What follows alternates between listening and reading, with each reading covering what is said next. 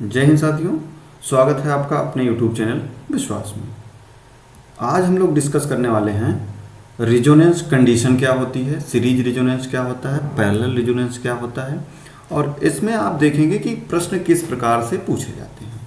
तो एक प्रश्न आपको दिख रहा होगा, इससे संबंधित रिजोनेंस से संबंधित और भी प्रश्न किस किस तरह से क्या क्या पूछा जाता है, क्या क्या पूछा जा सकता है, ये चीज़ आज हम लोग डिटेल्ड वे में सॉल्यूशन करेंगे उसका। तो ये सेशन जो है, ये चाहे आप जेई की, एई की, टेक्नीशियन की, TG2 की, यूपीपीसीएल TG2 की कर रहे हैं, सबके लिए ये हेल्पफुल है। तो अगर आपके लिए हेल्पफुल साबित होता है तो चैनल को सब्सक्राइब करिए, लाइक करिए, शेयर करिए। तो चलिए हम लोग शुरुआत करते हैं। पहले प्रश्न को पढ़ लेते हैं, किस तरह प्रकृति होती है प्रश्न की।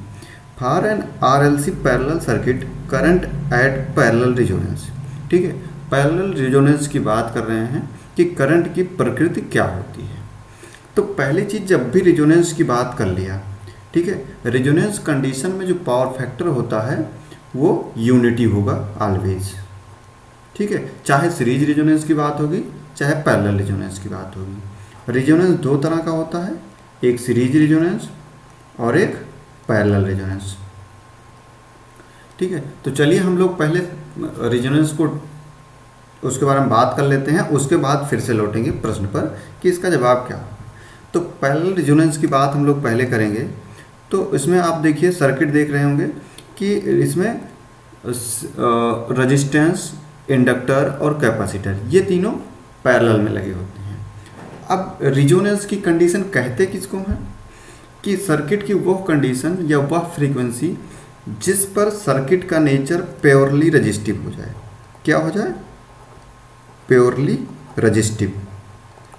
तो उस कंडीशन को रिजोनेंस कंडीशन कहते हैं। अब प्योरली रजिस्टिव होने का मतलब क्या है कि करंट जो भी हमारी लाइन से आ रही है, जो ये मेन करंट आई है, ये जो है IR के बराबर हो जाए।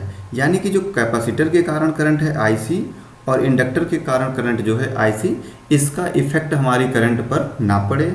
यानी कि ये दोनों एक दूसरे को कैंसिल आउट कर दें। तो पहले तो जानते हैं कि जो करंट होगी, ये आपकी टोटल करंट आई होगी, ये कैसे निकलती है। तो इसके लिए फार्मूला होता है IR square plus IL minus IC का होल स्क्वायर। अब इसमें क्या है कि IL बड़ा हो सकता है, IC बड़ा हो सकता है, या फिर ये दोनों बराबर हो सकते हैं। तो जब एक तो ये हो सकता है कि IL इक्वल टू IC हो जाए, या तो आपका इंडक्टर की करंट ज़्यादा हो जाए, या तो आपका कैपेसिटर की करंट ज़्यादा हो जाए। अब इसमें क्या है, सर्किट का जो नेचर होगा ये कौन डिसाइड करेगा? ये डिसाइड करेगा किसकी करंट जो है ज़्यादा है, किसकी इफेक्टिव है। क्योंकि अगर प्योरली रजिस्टिव होता है तो इसका जो पावर फैक्टर होता है वो यूनिटी होता है, और अगर जो है आपका इंडक्टर के कारण जो करंट है IL ये ज़्यादा होगी, तो इसका करंट क्या होगी, तो ये लैगिंग होगा, लैगिंग नेचर की करंट होगी। अगर कैपेसिटर की करंट ज़्यादा होगी तो सर्किट का नेचर क्या होगा, लीडिंग नेचर का होगा। तो ये तो बात हो गई। अब क्या करेंगे हम लोग, इसकी सर्किट ड्रा करके हम लोग देखते हैं। चूँकि पैरेलल सर्किट है तो इसमें वोल्टेज क्या होता है, पैरेलल में समान होता है, और सीरीज में क्या होता है, करंट समान होता है। तो जो चीज़ समान होता है उसी को बेस मान के हम लोग ड्रा करते हैं। तो चलिए हम लोगों ने यहाँ पे वोल्टेज बना लिया, और आप ये भी जानते हैं कि जो रेजिस्टेंस के कारण करंट होता है वो वोल्टेज की सीध में होता है, यानी कि वोल्टेज के साथ 0 डिग्री बनाता है। तो ये आपकी हमने बना लिया IR। और क्या होता है, जो कैपेसिटर की करंट होती है वो वोल्टेज से 90 डिग्री लीड करती है। तो चलिए हम लोगों ने यहाँ पे ड्रा कर दिया IC, यानी कि कैपेसिटर करंट। और जो इंडक्टर की करंट होती है वो वोल्टेज से 90 डिग्री लैग करती है, तो हमने ये लैग करते हुए बना दिया IC। ठीक है, तो अब हमको तीनों करंट पता हो गई है। अब क्या निकालते हैं, इनका रिजल्टेंट। तो अब यहाँ से आप देखेंगे कि अगर IL IC क्योंकि एक दूसरे के विपरीत हैं, ठीक है, ये IL है आपका, एक दूसरे के विपरीत हैं, और फार्मूला जो ये है रिजल्टेंट करंट निकालने का, उससे भी आप देख पा रहे होंगे कि IL IC अगर एक दूसरे के बराबर हो जाएं तो क्या कंडीशन बनेगी कि जो आपकी टोटल करंट I होगी वो IR के बराबर हो जाएगी। यानी कि जब I IR के बराबर हो जाएगी तब जो सर्किट का नेचर होगा वो प्योरली रेजिस्टिव होगा। और क्या होगा, जो पावर फैक्टर होगा वो आपका यूनिटी होगा। जब प्योरली रेजिस्टिव होगा तो पावर फैक्टर क्या होगा, यूनिटी होगा। और क्या हो सकता है कि जो है आपकी आईएल यानी कि इंडक्टर की करंट जो है वो कैपेसिटर करंट से ज़्यादा हो जाए। तो इस प्रकार से जो रिजल्टेंट आपका आएगा, जो करंट आएगी रिजल्टेंट, वो यहाँ पे आ जाएगी। क्या होगी ये, आईएल माइनस आईसी। अब इसका रिजल्टेंट तो यहाँ आएगा। फिर आप देख रहे हैं कि ये जो करंट आ रही है आपकी रिजल्टेंट, ये वोल्टेज से कुछ डिग्री लैग कर रही है। लैग कर रही है इसका मतलब क्या है कि इसका नेचर क्या हो जाएगा, लैगिंग नेचर होगा। इसका सर्किट का नेचर क्या होगा, लैगिंग। अब अगर यही चीज़ दूसरी कंडीशन देखते हैं कि अगर कैपेसिटर की करंट ज़्यादा हो जाए तो जो रिजल्टेंट आईएल और आईसी का आएगा वो ऊपर आएगा, आईसी माइनस आईएल आएगा। ठीक है, अब इसका रिजल्टेंट करंट इधर आएगी।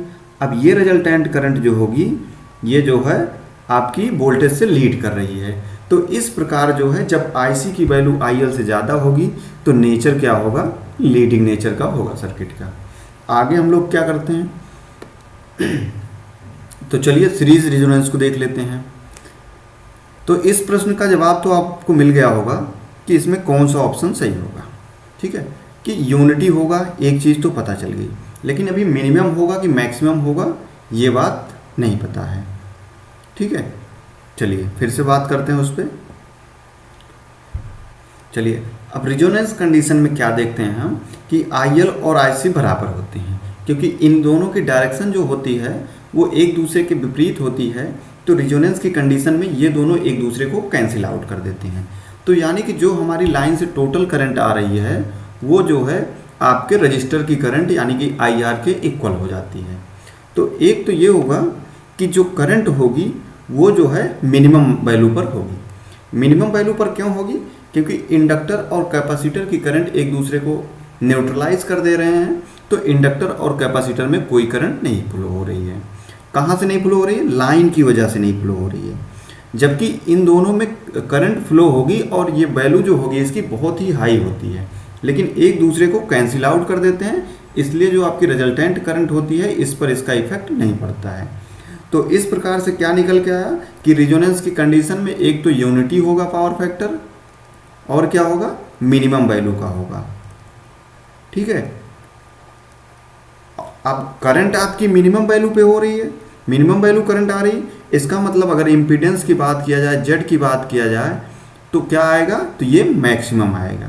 तो करंट भी पूछ सकता है और इम्पीडेंस भी पूछ सकता है, और क्या पूछ सकता है, पावर फैक्टर पूछ सकता है कि लीडिंग लैगिंग यूनिटी क्या होगा। तो इस प्रकार से इस प्रश्न का आंसर क्या होगा, करंट पूछ रहा है तो करंट क्या होगा आपका, एक तो मिनिमम होगा और यूनिटी पावर फैक्टर होगा। अब चलिए हम लोग क्या करेंगे, सीरीज रेजोनेंस को डिस्कस करेंगे कि सीरीज रेजोनेंस में क्या क्या होता है। तो पहले तो हम लोगों ने इसका सर्किट डायग्राम बना लिया है कि रेजिस्टेंस, इंडक्टर और कैपेसिटर ये तीनों जो है आपके सीरीज में लगे हैं। सीरीज में लगे हैं तो सीरीज में आप जानते हैं कि करंट जो होती है वो सेम होती है, यानी कि चेंज नहीं होती है, लेकिन वोल्टेज हर एक एलिमेंट के अक्रॉस चेंज हो जाता है। तो रेजिस्टेंस के अक्रॉस जो वोल्टेज है वो VR है, इंडक्टर के क्रॉस VL और कैपेसिटर के क्रॉस VC है। अब इसका जो रिजल्टेंट यानी कि टोटल वोल्टेज आएगा वो आपका VR, VL और VC के योग से आएगा। ठीक है, अब क्या है कि इसमें करंट जो है वो सेम है। तो जब हम इसका डायग्राम बनाएंगे तो इसमें क्या है, जब इसका VI करेक्टरिस्टिक खींचेंगे तो हम लोग जो है करंट को बेस मानेंगे, क्योंकि करंट जो है ये सब में सेम है। अब करंट जो है ये सब में सेम है। अब अगर जो है हम VR यानी कि वोल्टेज का वो बनाएंगे तो करंट और वोल्टेज जो दोनों जो होते हैं वो सेम डायरेक्शन में होते हैं, और जो इंडक्टर की करंट होती है वो जो है वोल्टेज से लैग करती है। तो अब वोल्टेज को लैग करवाना है, करंट को लैग करवाना है, यानी कि अगर हम VL को यहाँ बना दें तो करंट जो है ये 90 डिग्री लैग करती हुई दिख रही है।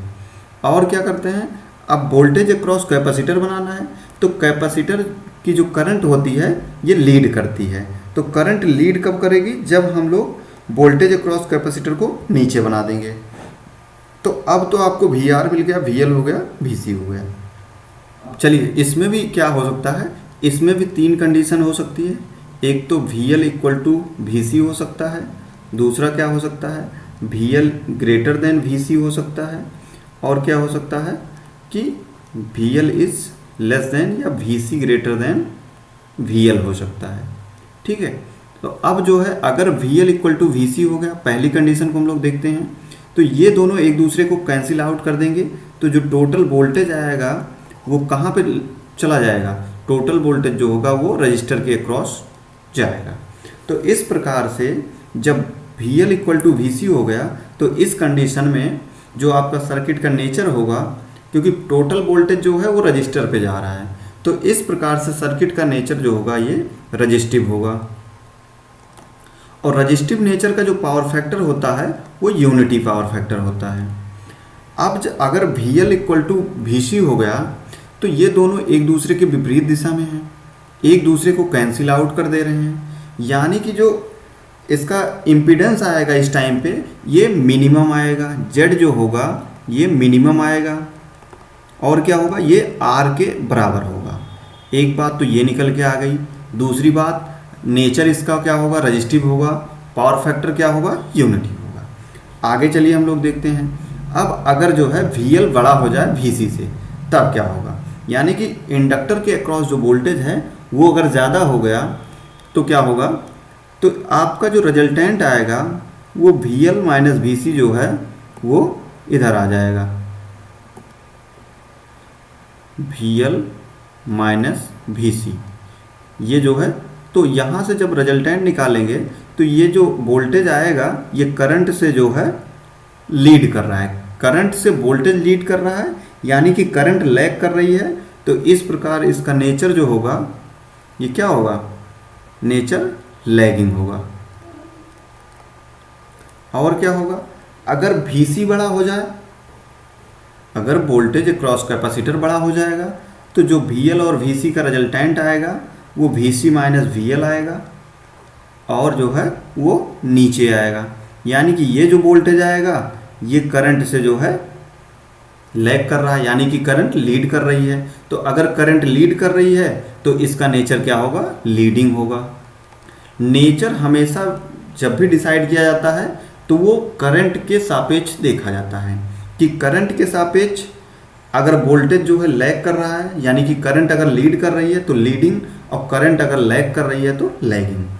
तो इस प्रकार से लीडिंग लैगिंग की बात हो गई, मिनिमम रेजिस्टेंस की बात हो गई, और क्या हो गया, यूनिटी पावर फैक्टर की बात हो गई।